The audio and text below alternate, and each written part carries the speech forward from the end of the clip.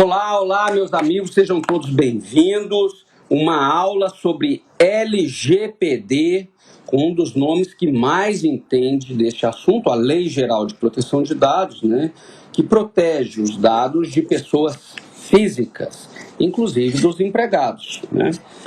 Nós tivemos uma aula de LGPD com o juiz do trabalho, Leandro Fernandes.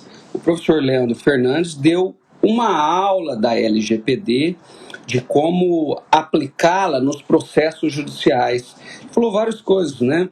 A qualificação das testemunhas, que tem dados ali, endereço, CPF, né, e-mail, WhatsApp. Então, como que fica isso nos processos judiciais? E falou também, né, por exemplo, portal da transparência. Você entra, ó, o Rafael Miziara aí. Se você entra no portal da transparência, você tem os dados dos servidores públicos lá. E aí como que fica, né? Nós vamos tratar aqui da LGPD na visão da advocacia. O professor Rafael Miziara foi um dos primeiros a ter um curso específico sobre a LGPD. Miziara, como sempre, elegante, bonito, né? Um dos Fala, meu homens amigo. que mais Bom, sabe LGPD nesse país. ó, bonito eu sei, mas elegante eu não tô, não. Eu tô de camiseta aqui ainda hoje em casa, mas prazer estar aqui com você para a gente falar sobre esse tema tão relevante e atual. É isso aí, Miziara. Você tem um curso já há bastante tempo de LGPD e aqui nesse bate-papo eu vou deixar inclusive essa live salva, vou colocar no canal do YouTube, né? Uhum. E assim, mais a visão do dia a dia da advocacia. Ontem conversando com o Leandro Fernandes. Você conhece o Leandro Conheço, Fernandes? grande estudioso aí, de Pontos de Miranda, grande magistrado, conheço bastante. Então, aí o Leandro estava falando, inclusive, dos conflitos da LGPD nos atos administrativos, nos atos do processo, da publicidade, como que fica. No portal da transparência, ele falou bastante, né? São Sim, pontos, um assim, conflito. que o pessoal está agora que está descobrindo. Agora, Miziara, vamos só começar do começo? O negócio é o seguinte, rapaz. Quando eu li lá o ano passado, ainda a lei, antes de entrar em vigor, eu achei ela muito principiológica, muito abstrata. Onde que aplica aqui para nós? Para quem está do outro lado aí, que está começando a estudar, qual o conselho que você dá ao ler a LGPD? Professor Henrique, de fato, a lei é uma lei que é um tanto quanto aberta, justamente pelo fato de ser uma lei geral. Eu digo que, por ser uma lei geral, ela vai trazer impactos em todas as áreas do direito, né? Então, se ela fosse uma lei muito fechada, digamos, muito concretista, ficaria difícil a sua adaptação às diversas áreas do direito, né? Então, de fato, eu concordo com você, é uma lei bem principiológica, é uma lei bem aberta, justamente para que adaptações necessárias na aplicação de cada ramo, né, do direito, ela seja possível, tá? Então, você vê, por exemplo, que em nenhum momento a LGPD menciona eu me aplico ao direito do trabalho. O que nós vamos encontrar são pontos de contato da LGPD com o direito do trabalho, quando, por exemplo, ela menciona que é dado sensível a filiação sindical, é um ponto de contato. É um ponto de contato quando o artigo 20 da LGPD permite o tratamento automatizado de dados pessoais para traçar o perfil profissional das pessoas. Então, veja aí outro ponto de contato. Mas são pontos de contatos bem esporádicos, né? O grande conselho que eu dou, já respondendo a sua pergunta, para quem for começar a estudar LGPD e seus impactos trabalhistas, é partir da seguinte premissa. É partir da premissa de que a LGPD é uma lei geral, que faz parte do direito comum, naquilo que nós chamamos de direito comum, e que, portanto, será uma fonte subsidiária do direito do trabalho em matéria de proteção de dados. Mas que, por ser uma lei geral, ela não pode ser aplicada ao direito do trabalho em tudo que for incompatível com os princípios próprios do direito do trabalho. E aí eu sempre digo, professor Henrique, que você pode pegar o Papa da proteção de dados no mundo, se ele não conhecer as peculiaridades, as nossas características aqui no direito do trabalho, ele corre o risco de desnaturar esse ramo especial. Como, por exemplo, vamos aplicar o consentimento no direito do trabalho para tratamento de dados como a gente aplica no direito civil? Será que é possível? Ou será que a LGPD ela deve sofrer uma adaptabilidade de compatibilização quando no direito do trabalho? Mais ou menos como ocorre no direito processual do trabalho e processual civil, né? Há uma cláusula de adaptação prévia. E isso acontece também com o direito comum em relação ao direito do trabalho. Mais ou menos Mas o conselho, isso. ver essas Você precisa premissas. do consentimento porque as partes são assimétricas, né? Então, você pedir consentimento para o empregado. Maria, vem aqui, dá o consentimento aqui para eu saber se é fumante, quanto você pesa, você bebe, são dados. Que igreja que você frequenta? Né? O Dá o empregado consentimento. vai concordar, ele vai dar o consentimento livre, né? Por exemplo, algo que o Ministério Público do Trabalho vê muito, né? Olha, eu vou filmar o banheiro aí. Todo mundo consente? Consinto, claro. Então, quer dizer, que consentimento é esse? E aí, Henrique, quando entrou em vigor a LGPD, o que eu recebi de mensagem, seja de colegas, de todas as áreas, de todo mundo pedindo, Rafael, manda aí para mim um termo de consentimento para eu me adaptar à LGPD. Uhum. Falei, bom, se fosse só isso, Pode falar. se fosse só isso, né, a gente não estaria fazendo cursos de 10 horas, fazendo lives, escrevendo livros. Não, pega o consentimento, tá tudo certo. Miziara, me fala uma coisa. A hora que você fala o perfil profissional do empregado frente à LGPD, no dia a dia ali de uma empresa, aqui do lado da minha casa tem uma padaria, tá? Deve ter assim uns 8, 10 empregados. Mais um pouquinho tem uma metalúrgica que faz coisas para usina, também do lado aqui. Já deve ter uns 100 empregados. E mais para frente tem uma usina com 5.000 empregados. Quando você fala desse perfil profissional frente à LGPD, é o que no dia a dia, velho? Bom, o perfil profissional, ele não se confunde, isso é importante deixar claro, com o perfil da personalidade das pessoas. O artigo 20 ele fala em 4 tipos de perfis. Ele fala do perfil de crédito, ele fala do perfil de consumo, ele fala do perfil profissional e ele fala do perfil em relação aos aspectos da personalidade.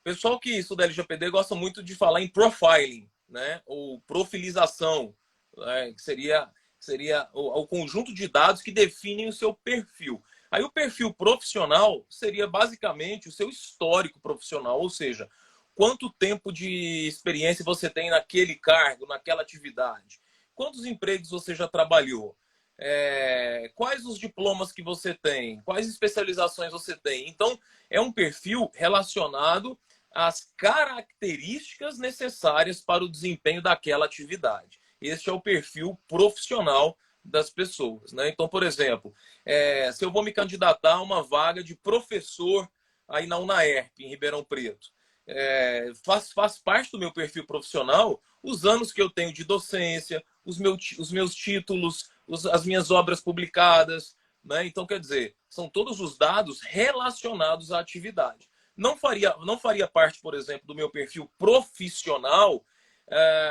se eu sou uma pessoa triste ou alegre, se eu tenho predisposições para doenças, se eu sou baixo, né? Se eu sou masculino ou feminino. Isso não é perfil profissional. Agora, a depender do cargo, a depender da atividade, pode ser que um dado faça parte do perfil profissional. Por exemplo, nas organizações de tendência, um partido político, né? A opinião política já faria parte do perfil profissional. Então, é um conceito cambiante, variante. Tá. Só para ficar claro aqui, Miziara, uma organização de tendência seria aquela empresa que adota um viés religioso, como aqui em Ribeirão Preto, você deu o exemplo da cidade onde eu estou, né? Tem uma igreja católica, tá? E na igreja católica, na escola, que é manifestamente católica, porque ainda é aquele modelo de freiras e tal, o padre vai lá, tem aula de religião nas quintas-feiras e tal. Para a contratação do professor de matemática na igreja, que é manifestamente católico, você acha que dentro do perfil profissional pode ser exigido que ela preencha lá a opção religiosa? Então, é o seguinte, para o professor de religião não há dúvidas que sim. Agora, e os demais professores, né? Eu entendo que se for universidade, não, em razão da liberdade de cátedra. Agora, se não for universidade, eu entendo que o professor, seja ele de matemática, de física ou de religião, ele é portador da tendência daquela instituição. Então, ele sofreria aí uma restrição no seu direito fundamental à proteção de dados e também no seu direito fundamental à liberdade de expressão, exatamente em razão da tendência. Mas isso é algo excepcional, né? É bem excepcional. Nas outras empresas, aí realmente não seria possível. E aí, se ele manifestar aqui que é católico e depois pregar o sexo antes do casamento ou o aborto, ele pode ser dispensado, inclusive, por justa causa, na sua opinião? Entendo que sim, porque há uma violação da boa-fé objetiva aí. Né? É Uhum. bem sensível, bem sensível. Quero mandar Tá um bom. abraço para a Paula, para a Carol Espina, para o Vadson, para o Elton Velasco e o seu público bem seleto aqui, viu, Henrique? A Oh, Renata, maravilha. é isso aí. Deixa eu te falar uma outra coisa. Como que fica, Misiara? Porque até agosto nós não tínhamos uma preocupação, assim, não tinha esse viés dos dados. Quando a gente fala dados, nós estamos falando dos dados de pessoas físicas, até porque a empresa tem outras, né, proteções. Mas como que fica aquelas empresas que têm dados sensíveis, como religião ou opção política? Agora a opção política vai ser também um dado muito sensível. Como que fica esse armazenamento pós-LGPD? O interstício, o direito intertemporal. Certo. O Humberto Lucena disse que essa questão é mais sensível que os próprios dados. Figura. Mas os dados que estavam sendo tratados antes da LGPD, com a entrada em vigor da LGPD, as empresas serão obrigadas a se adequar. Então, desde a entrada em vigor da LGPD, nenhum tratamento de dados, ainda que a coleta tenha sido anterior, poderá continuar sendo tratado sem estar de acordo com a LGPD. Então, a lei terá vigência imediata e, dali em diante, as empresas terão que se adaptar realmente. Né? Então, atinge os contratos em curso e o tratamento de dados ele é algo permanente, né? Então, é algo contínuo. Então, dali em diante, realmente, as empresas terão que se adaptar. Terão que se adaptar mesmo, não tem jeito. Viu, Henrique? Cara, vamos para uma coisa mais concreta, até para eu poder aprender aqui com você. Vamos pensar novamente na padaria do seu Zé, aqui onde eu compro pão. Ele tem lá 10 empregados, e antes, cara, eu perguntava religião, tipo sanguíneo, altura, peso, raça e tal. Tinha lá aquele formulário padrão da internet. A hora que o cara estava ali na entrevista. E ele está com esses dados lá no seu escritóriozinho, no RH que ele tem dentro da padaria. Ele vai ter que eliminar esses dados desnecessários. E aí ele comunica o empregado como que é o trâmite, na sua opinião. A primeira coisa... A primeira coisa, antes de falar do trâmite, é que, veja, eu escrevo, assim como você, dá aula, e não tem onde pegar, porque nós não temos uma legislação, uma regulamentação, até o momento, até pelo menos que eu saiba, de como será esse direito intertemporal. Como você definiu bem, o tratamento é diário, ele é contínuo, é de trato sucessivo, mas nós não temos uma regulamentação clara de como será feito, não é isso? Não teve. Nós temos na Lei Geral de Proteção de Dados uma autoridade chamada Autoridade Nacional de Proteção de Dados. Só para o pessoal entender, eu digo que a ANPD está para a proteção de dados, assim como o IBAMA está para o meio ambiente e como a fiscalização do trabalho está para as leis trabalhistas. Então, a Autoridade Nacional de Proteção de Dados ela tem duas grandes missões. A primeira é fiscalizar o cumprimento das normas de proteção de dados. A segunda grande missão da Autoridade Nacional é regulamentar, expedir atos normativos complementares. Dentre esses atos normativos complementares está lá a possibilidade de desobrigar pequenas e médias empresas de algumas das obrigações previstas na LGPD, como, por exemplo, a obrigação de nomear um DPO ou um encarregado. Até agora, não veio nenhuma regulamentação desobrigando ou atenuando algumas obrigações da LGPD para pequenas e médias empresas. Então, a padaria do seu Zé vai ter que se adequar à LGPD até a presente data, certo? E para os dados que ele já trata, que ele já armazena, que ele já possui, se forem dados desnecessários, o descarte tem que ser imediato, para ontem. Tá? Agora, qual a forma mais segura de se descartar um dado? Aí vai depender se esse dado está armazenado digitalmente, se o dado está armazenado fisicamente, né? Se for fisicamente, simplesmente você pode pôr fogo naquilo. Ou, se tiver junto com outros dados físicos, você suprimir aquele dado usando um corretivo, alguma forma que realmente elimine aquele dado sem possibilidade de recuperação. Agora, se for um dado digital, aí eu sugiro à padaria do seu Zé que entre em contato com... isso não é caro hoje, tá? Realmente não é caro. Com qualquer profissional da informática, para que o profissional diga qual a melhor forma para você eliminar dados digitais de forma que isso não deixe possibilidade aí de incidente de vazamento ou de recuperação. Né? Elimina a eliminação imediata. Porque assim, a hora que a gente visualiza na prática, a LGPD vai ficando mais do dia a dia, mais mastigadinha, né? Dá pra... É igual o CDC, Henrique, eu acho. Sabe, no começo... Agora, uma coisa que me chama a atenção é, quando entrou em vigor o CDC, o governo imediatamente já começou inúmeras campanhas. Porque isso é fundamental, uma política pública de conscientização. Isso teve muito no CDC e eu não estou vendo isso na LGPD. Eu não estou vendo. Por quê? Porque o próprio governo não está preparado. A verdade é essa. A administração pública não está preparada. Né? Ô, Miséria, vamos voltar na padaria lá, no descarte, na eliminação. E aí, a hora que ele vai eliminar, com corretivo ali, porque na padaria vai ser ou às vezes digital, porque a filha do seu Zé já colocou no computador, aquela coisa toda.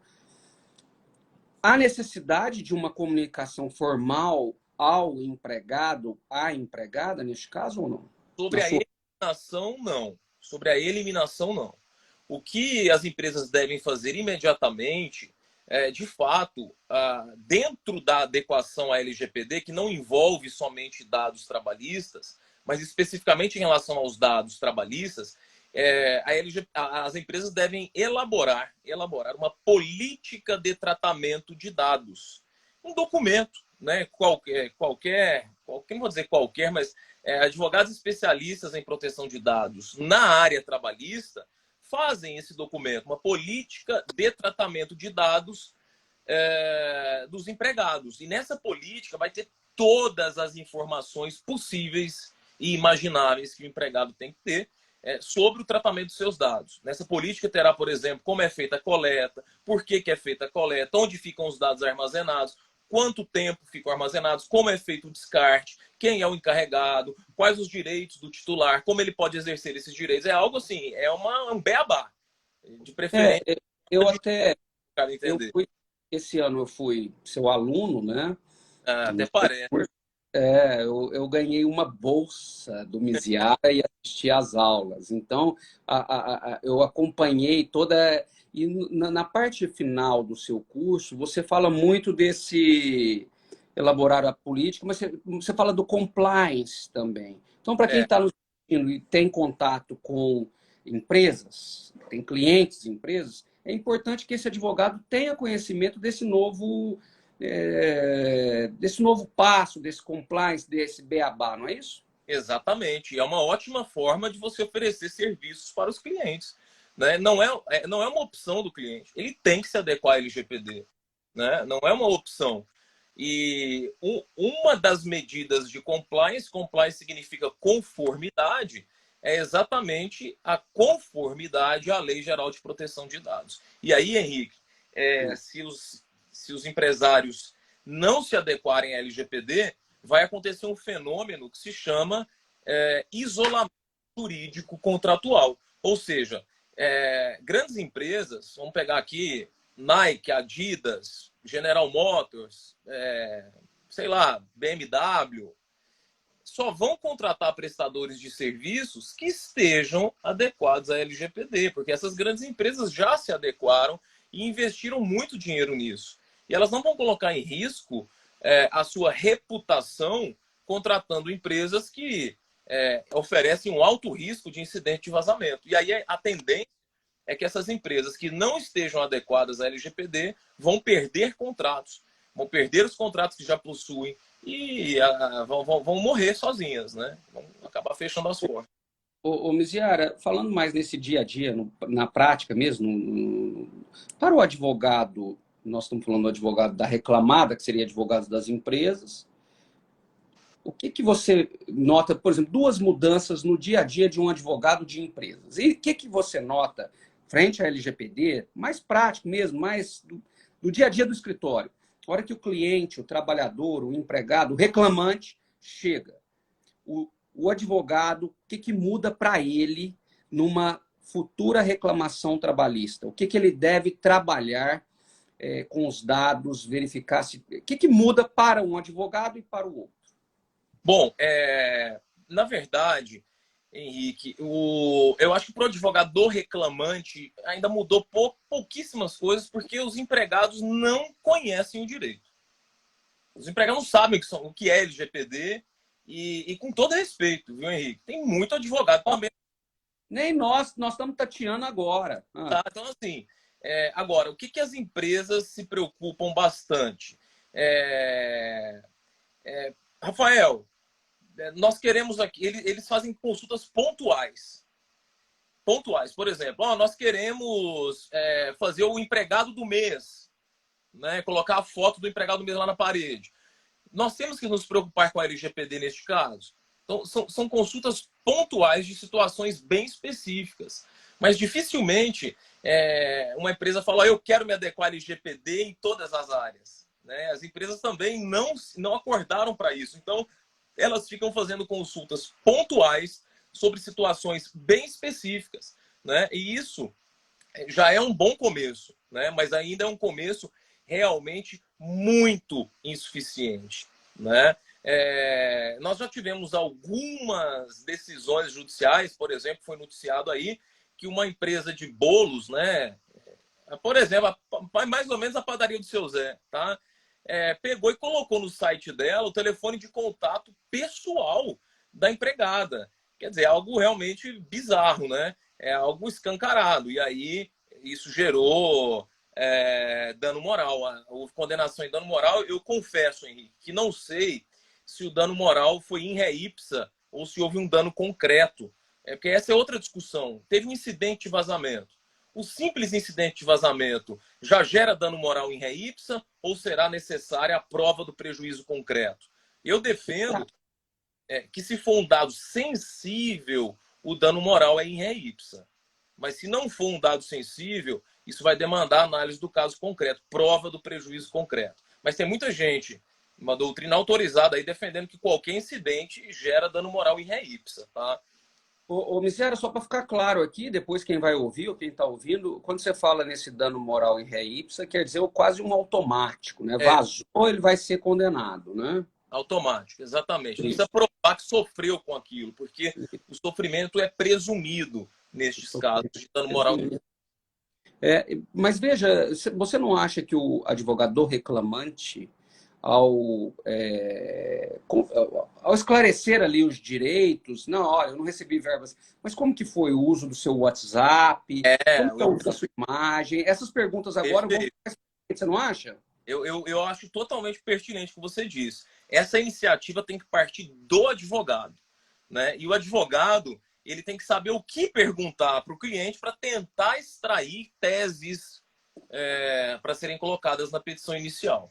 né? Então, ele Quais realmente... perguntas você faria se fosse trabalhador te procurasse frente à LGPD? Doutor, eu vim aqui para saber os meus direitos. Bom, primeiramente, eu quero mandar um abraço aí para a Olívia, os demais que entraram, para o Pedro, lá do Rio. Eu perguntaria a primeira coisa, né? Frente à LGPD.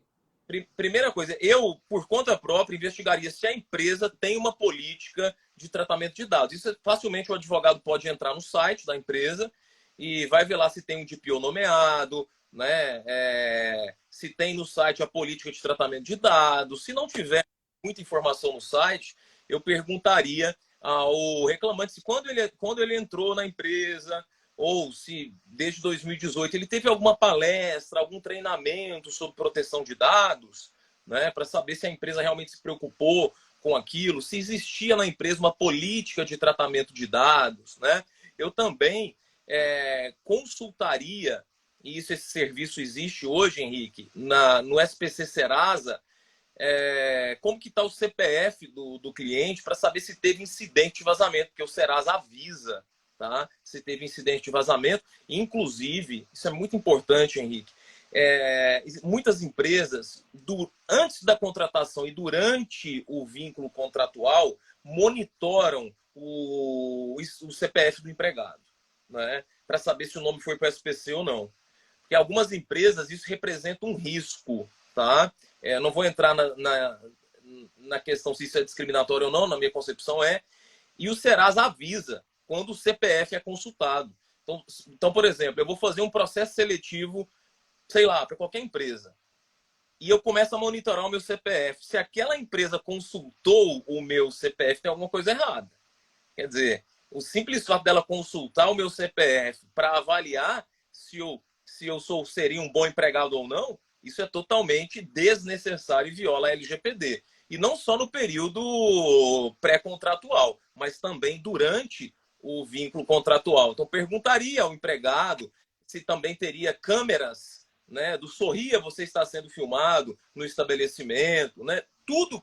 Eu me colocaria no lugar do empregado, desde o momento em que ele entra na empresa até o momento em que ele sai, para saber como é o fluxo de dados naquela empresa, né? Eu próprio tentaria mapear os dados daquele empregado dentro da empresa, né? Ô, Miziara, mas se eu fosse advogado de reclamante, porque a nossa visão de professor, você é advogado, eu sou membro do Ministério Público, mas a visão do professor é dar as possibilidades aos alunos para que eles possam utilizar o direito naquilo que eles trabalham, não é isso? Eu, se Exatamente. fosse advogado do reclamante, eu abriria essas perguntinhas no dia a dia do meu escritório, ia elaborando e melhorando, e depois abriria na minha peça, na minha petição inicial, da LGPD. Né? Perfeitamente, Porque abriu um vem tópico, grupo do WhatsApp, tipo grupo de sanguíneo. WhatsApp. Hoje as empresas falam por grupos de WhatsApp, mas peraí, aí de repente está me oferecendo produto? Qual é a finalidade desse grupo do WhatsApp? Né? Exatamente. Assim, esse dado do CPF, viu, Miziara, eu até não tinha pensado ainda. O Serasa, toda consulta ao meu CPF, fica lá registrado quem Tá consultou aí. registrado. E quem consultou? E aí, veja, se eu sou empregado aqui, você deu o exemplo de uma faculdade de Direito, eu vou dar de outra aqui, da Faculdade de Direito de Franca, que é uma faculdade antiga que tem aqui na região. A Faculdade de Direito de Franca me contrata como professor, eu posso ser professor, e aí ela começa todo ano a consultar o meu CPF. Dando A hora moral, que eu saio, você acha que cabe uma ação de indenização? dando moral em REIPS. A pessoa é gozadora aí, a Marcela lá de Uberaba, ó, grande amiga de infância. O pessoal não perde a oportunidade, né? E isso aí tá dando moral, viu, Henrique? Viu, Marcelo? Você que é fisioterapeuta, já fique sabendo. Mas entendo, Henrique, que esse Ah, monitoramento, essas consultas, primeira coisa, é um tratamento de dados oculto, ou seja, é um tratamento de dados sem prévio aviso. E não existe na LGPD espaço para tratamento de dados de forma oculta, tá? O princípio da transparência e o princípio da finalidade deixam claros que todo e qualquer tratamento de dados devem ser previamente avisados ao empregado, a finalidade do tratamento, por quanto tempo será feito o tratamento. E se eu consulto não só, se eu faço qualquer consulta a dados do empregado sem que ele saiba, isso já é um tratamento de dados em desacordo com a LGPD. E nesse caso fica um pouco mais problemático, Henrique, porque SPC Serasa são dados sensíveis, né? Esse background checks quanto ao histórico de crédito do empregado tem um potencial discriminatório muito grande. Então, voltando, se a faculdade fizer algumas consultas ao meu CPF, eu procuro você no escritório, você ingressaria com um pedido de dano moral para mim? é isso mesmo. Se for um advogado que advoga para reclamantes, Sim. ele vai ter um prato cheio. Óbvio que nós estamos aqui tratando de casos do dia a dia, não é um caso concreto, não. Porque sim. eu não sou professor de faculdade. Perfeitamente, concordo em absoluto com você. Concordo em absoluto.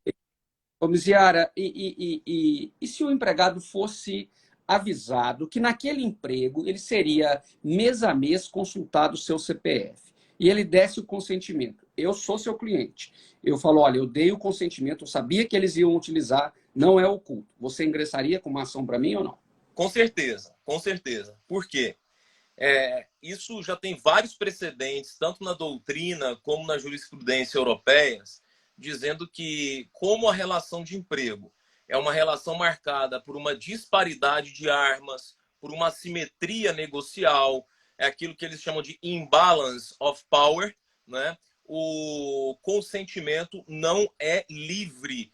E se você olhar bem o conceito de consentimento da LGPD, ele fala que o consentimento deve ser a manifestação livre, inequívoca e informada a respeito do tratamento de dados. E não há essa liberdade plena, realmente, na relação de trabalho subordinado. Tá? Então, eu alegaria aí um vício de consentimento, em que não haveria o requisito liberdade, como demanda a LGPD, e o pior, Henrique, e o que é muito arriscado para a empresa, a LGPD, ela expressamente prevê que o ônus da prova quanto ao consentimento é da empresa. Isso é uma novidade, né? Isso é uma grande novidade, porque se hoje o empregado chega lá na Justiça do Trabalho, ou até no Ministério Público, fala, doutor, ó, não fui eu que assinei esse recibo aqui, e ameaçado, de quem é o ônus da prova? Sempre foi do empregado. Sempre foi do empregado. Agora não, a LGPD inverte isso.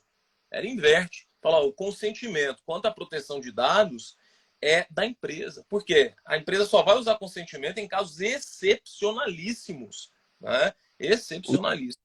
Ô, Miziara, eu queria continuar com o meu CPF na faculdade. Tá legal? Então, eles consultaram de forma oculta ou não, parece que você vai ser o advogado aqui hipotético do meu caso. Chega na audiência lá de conciliação. Você acha que o papel do advogado, da reclamada, que no caso seria a faculdade de Direito, é bom que ela faça um acordo para se livrar de eventuais multas administrativas por parte da autoridade ou não? Você acha que isso vai forçar o acordo ou não? Só para ficar claro, até onde eu vi, se houver acordo e pacificar a questão, ela não será autuada pela autoridade competente, não é isso? Henrique, eu confesso que eu não me recordo desse dispositivo. Mas, assim, se houver acordo judicial, porque o acordo judicial não inibiria a prática da autuação? Entendo que não, porque já houve a infração administrativa. A autoridade já pode autuar e, enfim, né?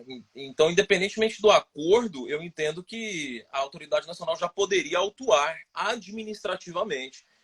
Mas, sabe, viu, Miziara, eu fiquei com a impressão, depois até nós vamos conversar para ver, que eu acho que, uma vez firmado o acordo no Ministério Público, na Justiça ou em âmbito administrativo, inibiria a autuação pela autoridade competente. O que eu já vi envolvendo... Especificamente da LGPD, tá? Eu não estou falando da fiscalização do trabalho, não. Eu estou falando da LGPD mesmo. Tá. Porque o que eu me lembro da jurisprudência envolvendo fiscalização do trabalho é que se há, por exemplo, um TAC firmado no Ministério Público do Trabalho, aí você sabe melhor do que eu, né? Mas nesse caso, eu não me recordo de dispositivo nesse sentido, se um acordo judicial inibiria a Não, atuação. mas se você não se recorda, eu devo estar equivocado. Pelo que eu tinha entendido inicialmente, eventuais acordos inibiriam a instauração ou eliminaria lá a autoridade competente de atuar. Mas deixa isso para lá. Miziara, me fala da Câmara. Eu quero te contar duas denúncias que eu tive, elas já têm mais tempo em âmbito do Ministério Público, e hoje, relembrando aqui, que a LGPD entrou em vigor no Brasil em agosto, né? Efetivamente em agosto. Se eu recebesse as mesmas denúncias, me parece que os meus procedimentos seriam diferentes. O primeiro procedimento foi num posto de saúde, que os empregados eram filmados, tinha uma câmera. Lá na recepção, tinha câmera nos corredores e no refeitório.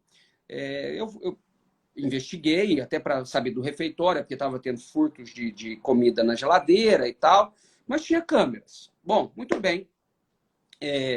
Os empregados tinham dado consentimento, sabiam que tinha câmeras, era para segurança deles mesmo também, para a fiscalização do dia a dia, né? Envolvia produtos médicos e tal. Muito bem, esse procedimento foi arquivado na época e foi confirmado em Brasília, arquivou. O outro, eu atuei em substituição. Então, a primeira pergunta é de câmeras. Se eu agir lá atrás dessa forma, e como que seria hoje o ideal frente à LGPD, na sua opinião? Estou falando do meu dia a dia com o seu olhar. O outro procedimento, Miziara, eu queria falar da contratação.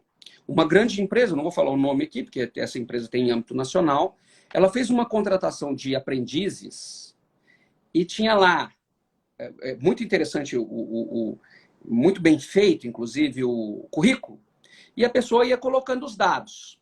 Nome, CPF, endereço, e aí abria uma outra telinha, dados facultativos, opcionais. E o primeiro era a opção sexual, orientação sexual.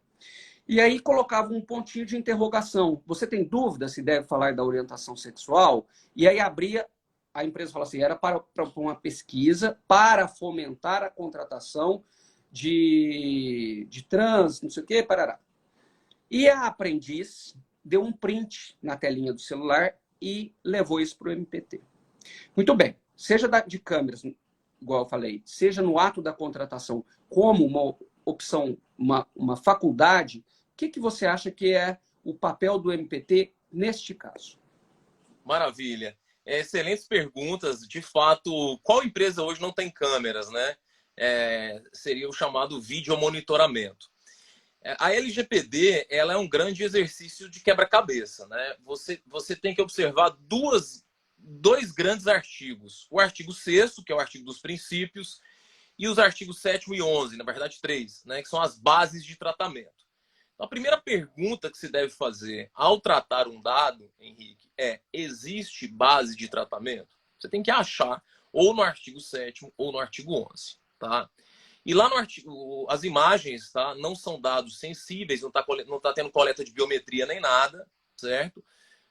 Então, em princípio, a coleta, o tratamento de imagens encontra base legal no artigo 7º. Aí você disse que, neste seu exemplo, os dados eram coletados para a segurança do estabelecimento. Isso foi informado aos titulares, né? Nós vamos filmar aqui o estabelecimento para a segurança dos titulares, né? Então, filmava ali ambientes em comum. E qual o problema deste seu caso? Filmava também refeitórios, né? Que são locais em que o empregado não está prestando serviços, não está ali naquele momento, está no ambiente de repouso, né? No momento de repouso. Pois bem, como é para segurança e não para fiscalização do contrato de trabalho, eu entendo, eu sei que o MPT pensa diferente, eu entendo que é possível o monitoramento, desde que previamente avisado, tá? O monitoramento tanto dos ambientes de trabalho como do refeitório. Eu não vejo se é apenas para segurança. Eu não estou falando no caso em que o empregado diz assim, ó, o empregador fala, eu vou monitorar por câmera para fiscalizar o contrato de trabalho. Bom, se é para fiscalizar o contrato de trabalho, não tem sentido ele monitorar por câmeras os refeitórios, porque ali não está tendo trabalho, né? Não está tendo obrigações contratuais. Aí seria desnecessário. Mas tem até um caso, Henrique, que chegou ao TST antes da LGPD, parecido com o seu, que era o seguinte: o empregador falou assim, ó, até cita a doutrina europeia, tem um exemplo. O caso do TST era o seguinte, era antes da LGPD. Então o empregador tinha uma câmera lá e, bom, o empregado viu a câmera e não sabia para que era aquela câmera, se era para segurança, se era para fiscalização. O pessoal estava jogando um carteado, aquele pokerzinho saudável, no horário de trabalho, né? Chega o supervisor e vê aquilo pelas câmeras. E a hora que ele entra no estabelecimento, o pessoal guarda aquelas cartas correndo e tudo. E a hora que o supervisor chega, tá lá todo mundo bonitinho, trabalhando. Ele, ó, tá todo mundo na rua. Todo mundo embora, porque vocês estão me enganando e tal. Bom, isso antes da LGPD. Se fosse agora, o que tem que ser feito pelo empregador? Ele tem que falar, olha, eu E vou... a LGPD eles deram como uma dispensa, confirmaram a dispensa? Confirmou a dispensa porque os empregados já tinham tido suspensão antes, já tinham tido advertência, então teve todos os requisitos e confirmaram. Agora, à luz da LGPD, o que você tem que observar foi informada a finalidade? A Teresa Coelho, que você conhece, é uma autora bem famosa na Europa, ela diz o seguinte, ó, se você informa para o empregado que o vídeo monitoramento é para segurança, você não pode usar aquelas imagens para fiscalizar o contrato de trabalho, porque você está incorrendo em desvio de finalidade. Ou seja, você está descumprindo um princípio. Então, o ideal é que o empregador avise de forma mais ampla possível qual é a finalidade daquela coleta, né? No seu caso aí, se é para segurança, ok, eu não vejo problemas. Inclusive, é proporcional, é um meio adequado, a finalidade é legítima. Agora, não, eu vou informar que é para fiscalizar o contrato de trabalho. Então, não poderia filmar refeitórios, né? Não vejo... E agora, de uma forma ou de outra, sendo para segurança, sendo para fiscalizar o contrato de trabalho, entendo que em nenhuma hipótese será possível, por exemplo, monitorar o banheiro, né? Sim, sim. Mas o refeitório, nesse caso, a hora que eu ouvi os diretores lá do posto, eles falaram, olha, os próprios trabalhadores estavam relatando muitos furtos de comida durante tarará, e nós colocamos câmeras. E naquela época, isso já faz alguns anos, eu arquivei. Ô, Henrique, teve um caso idêntico julgado pela Corte Europeia de Direitos Humanos. O que aconteceu? Um supermercado estava desconfiado que os empregados, os consumidores, estavam furtando alimentos no supermercado. É o caso Ribalda Lopes. E o supermercado, então, instalou câmeras para todo lado e avisou os empregados. Ó, nós estamos instalando para segurança, tá tendo furto, avisou tudo, bonitinho. Só que eles também instalaram outras câmeras ocultas e não avisaram, né? E não avisaram. Aí, neste caso, por conta das câmeras ocultas, o tratamento de dados se tornou ilícito, né? Então, quer dizer, não pode ter tratamento de dados ocultos, né? Agora, a gente vai se deparar muito com a situação, Henrique, de uma falta gravíssima, por exemplo, que foi evidenciada por uma câmera escondida, por exemplo. Um assédio sexual, né? Aparece lá o colega palpando uma outra colega de forma indevida. Aí, neste caso, nós vamos nos socorrer dos princípios do processo penal. Sobretudo, proporcionalidade, né? É uma prova ilícita? Sim, a prova é ilícita, porque a câmera era escondida e viola a LGPD. Mas diante da gravidade da situação, qual que vai valer mais? A dignidade sexual da mulher e o meio ambiente de trabalho ou a privacidade do empregado? Não, daí aí fica tranquilo. Vamos, só falando ainda da câmera, antes de passar para o outro caso que eu te relatei da aprendiz, esse da aprendiz não terminou ainda, tá? A câmera, novamente aquele direito intertemporal, esse intervalo após agosto, né? Eu acho importante para esclarecer aquele sorrisinho naquela Sorria, você plaquinha, sorria, você está sendo filmado, as imagens serão utilizadas nos termos da lei. Tá. E desde a padaria aqui do lado da minha casa até a usina tem essa placa. Né? O que o empregador, na sua visão, deveria fazer a partir de agora? Com bom, relação às câmeras. ele pode continuar tendo as câmeras, porque ele tem uma base de tratamento para isso, independentemente do consentimento do empregado. O que ele tem que fazer é a política de privacidade e de proteção de dados, explicando ao empregado as razões pelas quais aquelas câmeras estão lá, a finalidade das câmeras, onde as imagens ficarão armazenadas, por quanto tempo ficarão armazenadas, quem terá acesso àquelas imagens, né? Como que o empregado faz para ter acesso às imagens se ele quiser. Quanto Então, tempo fica armazenado, né? então assim, é mais uma postura de informação e transparência. Não precisa tirar as câmeras, né? Mas Tá. desde que as outras obrigações da LGPD sejam cumpridas. Então imagine que o empregador não faça nada. Ele está descumprindo parcialmente a LGPD. Quer dizer, não é que ele não pode filmar, ele pode, tem base de tratamento para isso. O que ele está descumprindo são outras obrigações, como, por exemplo, princípio da transparência, princípio da finalidade. Né? Então, ele tem que se preocupar mais com a E a parte burocrática. essa conversa do empregador, da empresa, com seus empregados, nesse interstício, nesse intervalo, como era antes, como fica agora com o LGPD, se for na padaria do José, pode ser uma explicação oral, tarará, escrita ali no contrato de trabalho, um informe, e se for numa usina ou numa empresa de médio porte, o ideal seria a participação do sindicato, né? Perfeitamente. E algo que eu acho muito importante, o Ministério Público do Trabalho, quando for fazer TAC, vocês sabem, uma das cláusulas do TAC, quando tem assédio moral, essas coisas, assédio sexual, não é fornecer treinamentos, aulas educativas para o pessoal da empresa. Se vier um TAC de LGPD, proteção de dados, com certeza o Ministério Público vai começar a colocar uma cláusula nesses TACs que a empresa se compromete a, num determinado prazo, a fornecer treinamentos educativos para os seus colaboradores, né, como o pessoal gosta de falar, por profissionais capacitados, né? Então, acima de tudo, a LGPD é uma lei educativa, ela veio para mudar o comportamento em relação ao tratamento de dados. Por quê, Henrique? É muito poder na mão das pessoas. Quem tem dado hoje tem poder, né? Então, tem informação, tem poder. Eu estou lendo um livro, até indico ao pessoal, chama Privacidade é Poder.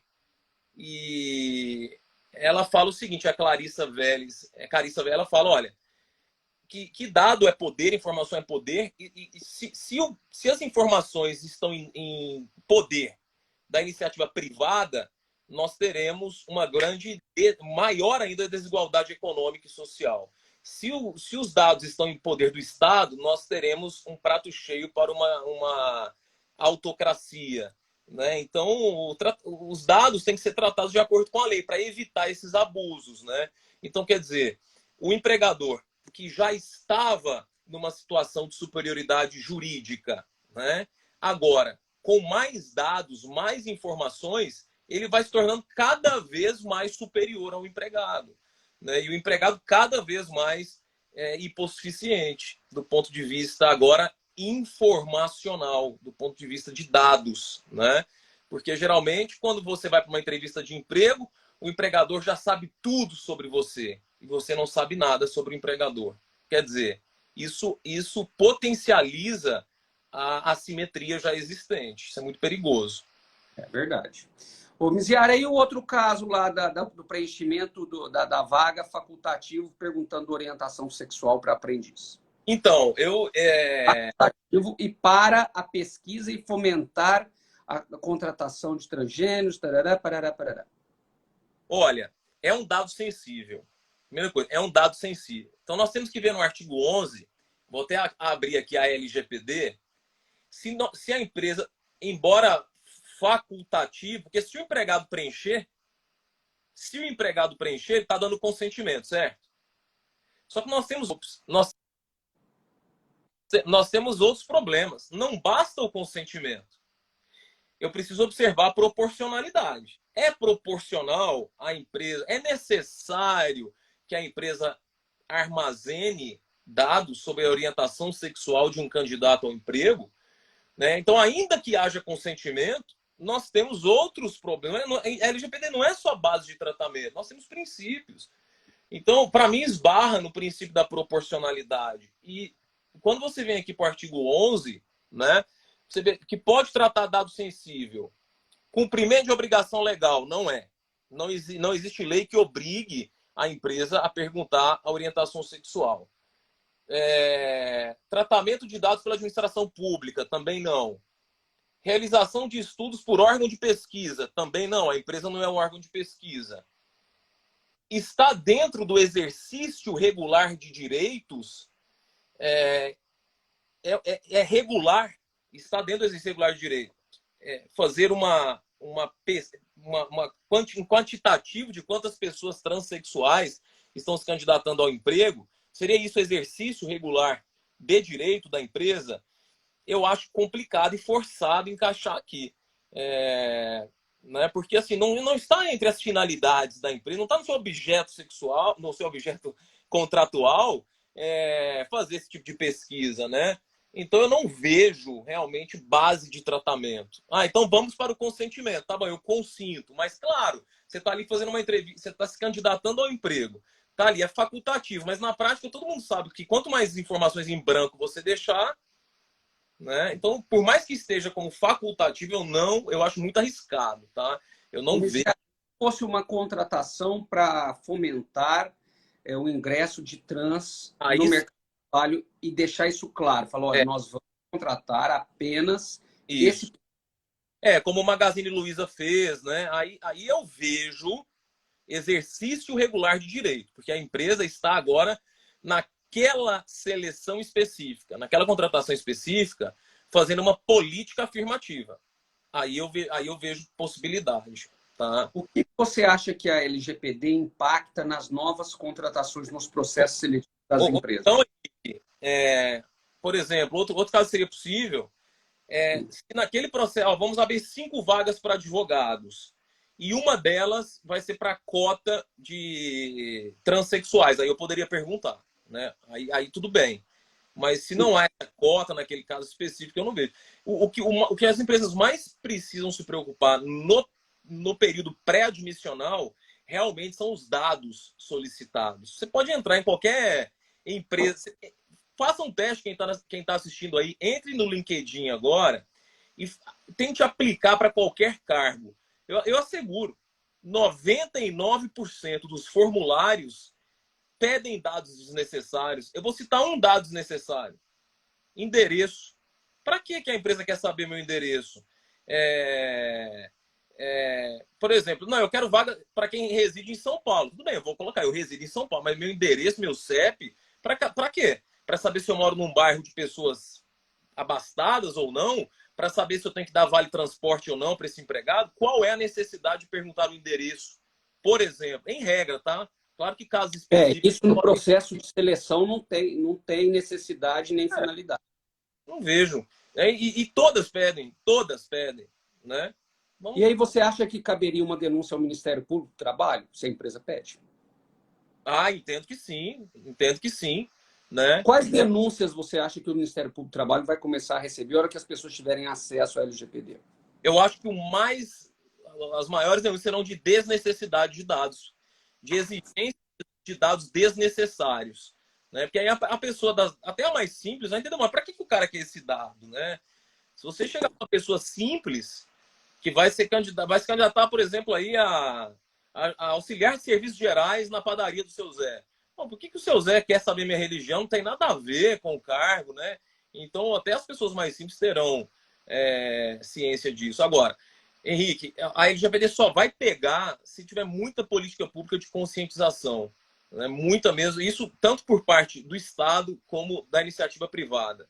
Né? E o Ministério Público tem papel fundamental nisso, de fomentar, de exigir que as empresas cobrem política de proteção de dados das empresas, plano de incidentes, relatório de impacto à proteção de dados, essas obrigações até agora só estão no papel. Né? Só estão Misiara, e a autoridade, como é que é? A NPD. A NPD.